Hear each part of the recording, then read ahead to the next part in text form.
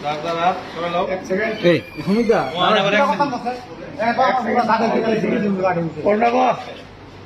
ভাই সাইডে দাঁড়াও দূরে তোলো সামনে নিতে পারবো না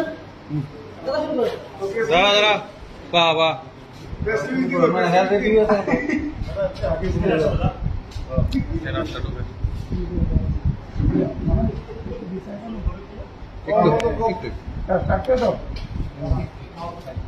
ঠিক আছে এই তোমার আটটা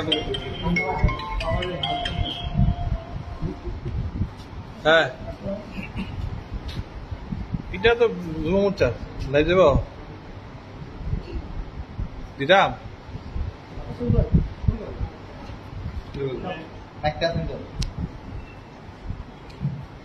প্রথমে সকল মিডিয়া বন্ধুদের এবং রাজ্যের আপামর জনগণকে জানাই ত্রিপুরা প্রদেশ যুব মোর্চার পক্ষ থেকে শুভ নববর্ষের শুভেচ্ছা ও অভিনন্দন। আপনারা জানেন যে ইতিমধ্যে যে কোভিড মহামারী দ্বিতীয় ঢেউ চলছে। তো প্রথম যখন করোনা পরিস্থিতি ছিল গত বছর, তখনও যুব মোর্চা প্রদেশ থেকে আরম্ভ করে মহানগর থেকে আরম্ভ করে জেলা স্তর সকল কার্যকর্তারা আমরা সকলের পাশে গিয়ে দাঁড়িয়েছি। তো সেই জন্য আবারও আমরা যখন করোনার বৃহত্তর দ্বিতীয় ঢেউ চলছে সারা দেশের সঙ্গে ভারতবর্ষে এবং রাজ্যে সেই পরিস্থিতি এখন আসেনি, কিন্তু তার জন্যই আমরা আজকে গতকালকে আমরা অফিস বিআরএর মিটিং করে আমরা এটা কর্মকার্য ক্ষেত্রে আমরা নির্ণয় করেছিলাম যে আমরা কি করতে পারি। আমরা প্রথমে চিন্তা করে আমরা দেখলাম কি আমরা রাজ্যের জন্য এটা কোভিড এর জন্য হেল্প ডেস্ক নাম্বার আমরা ঘোষণা করতে চলছি। আজকে প্রথমে হেল্প ডেস্ক নাম্বারটা সকাল 8টা থেকে 8টার মধ্যে খোলা থাকবে। কারণ কেন, রাজ্যের বিভিন্ন স্তরে বিভিন্ন স্থানে যখন জনগণ যখন বিভিন্ন অসুবিধাতে পড়বে তারা ওই হেল্প ডেস্ক নাম্বারে আমাদের সাথে যোগাযোগ করবে। আমরা তাদের সঙ্গে সঙ্গে আমরা এই হেল্প ডেস্ক নাম্বারে আমরা 3টা ভাগে ভাগ করেছি। যখন কেউ যখন হেলথের বিষয় নিয়ে যখন আমাদেরকে ফোন করবে জানার ইচ্ছা করবে, তখন আমরা ডাক্তার সেলের যারা ইনচার্জ আছে প্রভারী আছে ওদের সঙ্গে আমরা কলটাকে ফরওয়ার্ড করা হবে। এবং যখন আদার্স কোনো বিষয় থাকবে, সাহায্যের কোনো বিষয় থাকবে, আমরা মন্ডল এবং জেলা স্তরকে দেওয়া হবে ওই নাম্বারটা এবং ওই ব্যক্তির নাম কি, যে কি অসুবিধা আছে ওনার ওই সেইগুলোর জন্য হেল্প করার জন্য। আর আরেকটা বিভাগ থাকবে কি রাজ্যের বিভিন্ন লোকজন, বিভিন্ন জনগণ বিভিন্ন অন্যান্য রাজ্যের মধ্যে কর্মক্ষেত্র থাকে বা বিভিন্ন জায়গায় গিয়েছে, তাদের কোনো অসুবিধা হয় কিনা সেই জায়গাটা দেখার জন্য আমরা তাদেরকে সাহায্যের হাত বাড়িয়ে দেবো। তার জন্য প্রথমে আমরা একটা নাম্বার লঞ্চ করতে যাচ্ছি আজকে ত্রিপুরা প্রদেশের মধ্যে। সেই নাম্বারটা হচ্ছে আপনার প্রথমে নোট ডাউন করে 8132961101। নাম্বারটা হচ্ছে 8122961101। 81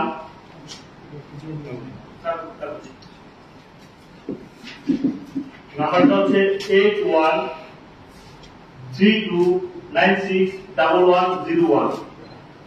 সেই নাম্বারটার মাধ্যমে আপনারা কি কি পেতে পারেন, আপনারা রাজ্যের জনগণ সেই নাম্বারে ফোন করে জানতে পারবে যে কোভিড সেন্টার গুলো কোথায় কোথায় আছে রাজ্যের মধ্যে। আপনারা জানতে পারবেন যে কোন হসপিটালে বেডের অ্যাবিলিটি আছে কিনা সেটার ইনফরমেশন প্রোভাইড করবে, কোন হসপিটালের মধ্যে অক্সিজেনের ব্যবস্থাপনা আছে কিনা, অ্যাভেলেবেল আছে কিনা সেটা প্রোভাইড করবে। এবং যাদের অ্যাম্বুলেন্সের মাধ্যমে মনে করুন উদয়পুরের পেশেন্ট এসছে উদয়পুর হসপিটালে, এটাকে জিপিতে রেফার করা হয়েছে, অ্যাম্বুলেন্সের অ্যাভেলেবিলিটি আছে কিনা, অ্যাম্বুলেন্স যদি নাও থাকে তাহলে আমাদের যুব মোর্চার ভাইয়েরা তার সেই ব্যবস্থাপনা করে আগরতলা জিবি হাসপাতালে পাঠানোর ব্যবস্থাপনা করবে। সেটা হচ্ছে একটা প্রয়াস। আর কি হচ্ছে, আমরা যারা হোম কোয়ারেন্টাইন থাকবে তাদের বিভিন্ন অসুবিধায় তারা এই নাম্বারটাতে ফোন করে যোগাযোগ করতে পারে, আমরা সাহায্যের হাত বাড়িয়ে দেবো তাদের জন্য। তাদের কি কি সাহায্য করতে পারে, আমরা বিগত দিনে দেখেছি যার খাদ্যের অভাব হয়েছিল লকডাউনের জন্য তাদেরকে খাদ্য পৌঁছে দেওয়ার কাজ করেছিল যুব মোর্চা, সেই কাজটা আমরা আগামী দিনে করবো, সেই প্রতিজ্ঞাবদ্ধ আমরা কাজটার জন্য। আপনারা জানেন যে আমরা আরেকটা নিয়েছিলাম কাজ কোভিড ভ্যাকসিনেশন যে সেন্টার, কিছুদিন আগে আপনারা জানেন যে যুব মোর্চার তরফ থেকে রাজ্যের 35টা জায়গাতে কোভিড হেলথ টেস্ট করেছিল যুব মোর্চার মাধ্যমে। সেই জায়গায় বাড়ি থেকে এনে 60 বছরের উপর যে ব্যক্তিরা যে সিনিয়র সিটিজেন আছে তাদেরকে বাড়ি থেকে ট্রেভেলের ব্যবস্থা করে এনে তাদেরকে ভ্যাকসিনেশনের কাজটা যুব মোর্চার তরফ থেকে করানো হয়েছিল। এবং সরকার যে কাজ করেছিল আমাদের 1203 দিনের যে প্রেশার ড্রাইভ দিয়েছিল 24, 25, 26 তারিখ, যে 1200-এর মতো যে সাব সেন্টার থেকে আরম্ভ করে ডিস্ট্রিক্ট হসপিটাল থেকে শুরু করে প্রত্যেকটা জায়গায় যখন কোভিড ভ্যাকসিনেশনের জন্য করেছিল, তখনও আমাদের ভলেন্টিয়াররা কাজ করেছিল, প্রত্যেককে বাড়ি থেকে এনে ভ্যাকসিনেশন দেওয়ার ব্যবস্থা কাজটা সমস্ত কার্যকর্তা করেছিল আপনারা জানেন। তারপর আমরা 25 তারিখে, আগামী যে 25 তারিখ রবিবার, আমরা প্রত্যেকটা মন্ডলের উদ্যোগে সারা রাজ্যে ব্লাড ডোনেশন ক্যাম্পে একসাথে ব্লাড ডোনেশন ক্যাম্পের ব্যবস্থা করানোর মতো, কারণ এই পরিস্থিতির মধ্যে ব্লাডের শর্টেজ হতে পারে, তার জন্য আগে থেকে আমরা এই চিন্তাটুকু নিয়েছি।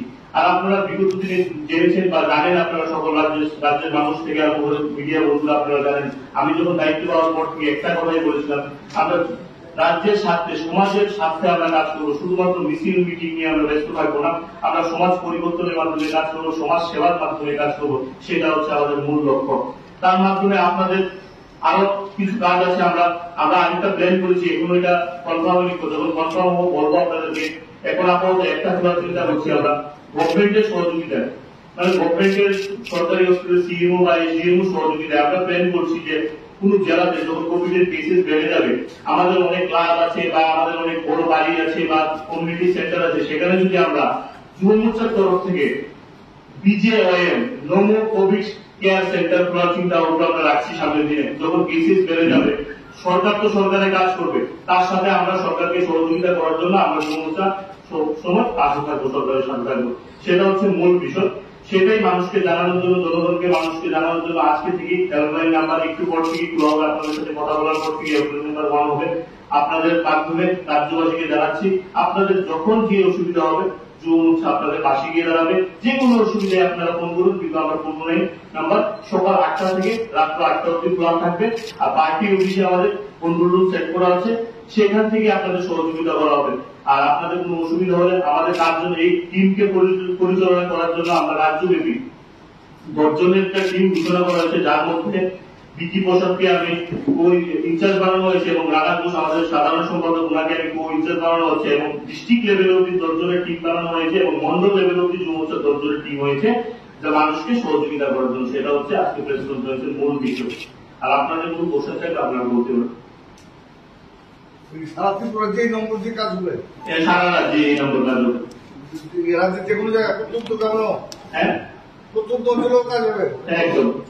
অ্যাকচুয়ালি নাম্বারটা তো আমাদের অফিসে থাকবে, অফিসে কন্ট্রোল রুম বানানো হয়েছে সকাল 8টা থেকে রাত 8টা অবধি।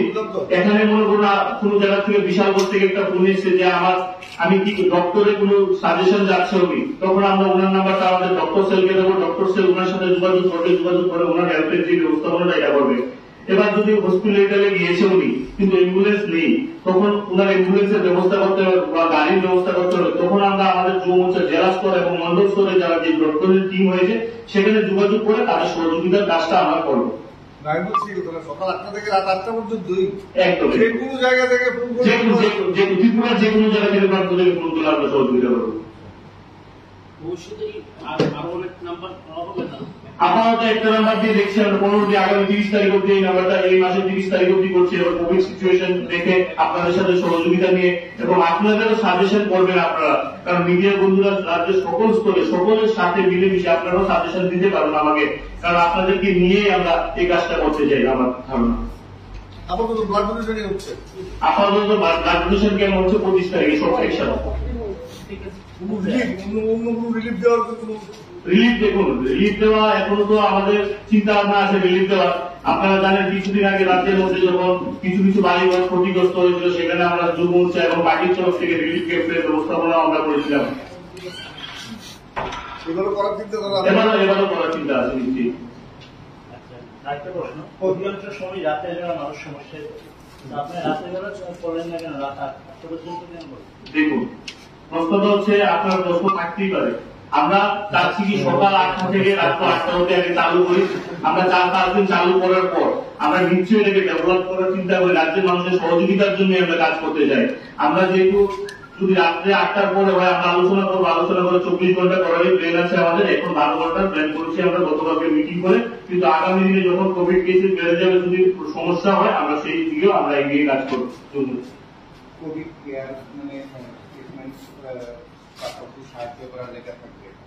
দেখুন ত্রিপুরা একটু সারা ভারতবর্ষে আমাদের যুব মোর্চার তরফ থেকে অনেকগুলি কার্যক্রম নেওয়া হয়েছিল। 25 তারিখে আমরা সারা প্রদেশ ন্যাশনাল থেকে কেন্দ্রীয় স্তরে যুব মোর্চা প্লাজমা থেরাপির জন্য প্লাজমা ডোনেশনের ব্যবস্থাপনা করেছিল, কিন্তু ত্রিপুরা যেহেতু নেই, তার জন্য আমরা ব্লাড ডোনেশন ক্যাম্পের মাধ্যমে ওই দিনটাকে পালন করবো। এবং কোভিড কেয়ার সেন্টার যে বলছিলাম আমরা বিজিএম কোভিড কেয়ার সেন্টার, আমাদের অনেক লাভ আছে, অনেক সংস্থা আছে, অনেক কারিগর আছে। যখন যদি গভর্নমেন্টের যদি বেডের অসুবিধা হয়, যে কোনো অসুবিধা হয়েছে, তার সহযোগিতার জন্য আপনার হাত ধরিয়ে সেই কাজটা আগামী দিনে করার চিন্তা ভাবনা রেখেছেন। মাস্ক ব্যবহার করার জন্য সচেতনতামূলক কর্মসূচি কি আপনারা করছেন? একদম সেটা আমাদের গত, আপনারা জানেন যে আমার প্রথম কার্যক্রমে নার্স এবং স্যানিটাইজার দিয়ে আমরা কাজটা শুরু করেছিলাম। এখন অলরেডি আমরা গতকালকের মিটিং এ আমরা প্রত্যেক জেলা সভাপতি এবং মন্ডল সভাপতিকে বলা হয়েছে যে বিভিন্ন স্থানে মাস্ক এবং স্যানিটাইজার ডিস্ট্রিবিউশনের জন্য সেই কার্যক্রম করার জন্য, সেটাও বলা হয়েছে আমাদের তরফ থেকে। কারণ আপনারা জানেন গত লকডাউনের সময় দেখেছিলাম আমাদের অনেক আত্মীয় স্বজন থেকে আরম্ভ করে রিলিফ থেকে আরম্ভ করে অনেকে ত্রিপুরা বাইরে ছিল, তাদেরই সবচেয়ে বেশি সমস্যা হয়েছিল। এখনো তাদের জন্যই সবচেয়ে উপকার হবে এই নাম্বারটা। যখন বলবেন যে দিল্লিতে কোন কার্য করতে আমাদের কোন জনগণের কোন অসুবিধা হয়েছে, তখন আমাদের দিল্লির যুব মোর্চার টিমের সাথে যোগাযোগ করে বা ইউপির যুব মোর্চার টিমের সাথে যোগাযোগ করে তাদের কি সহযোগিতা করা যায় সেই সহযোগিতা করার কাজটা আমরা করব।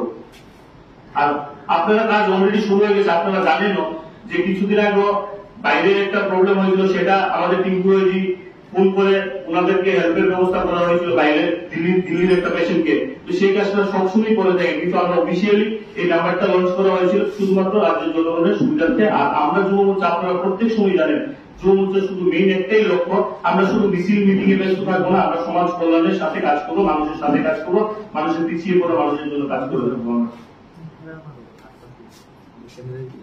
বিগত প্রথম পর্যায়ে পরিযায়ী শ্রমিকদের প্রচন্ড অসুবিধার সম্মুখীন হতে হয়েছিল। এই বছর যুব মোর্চা থেকে স্পেশাল কিছু করা হবে কিনা?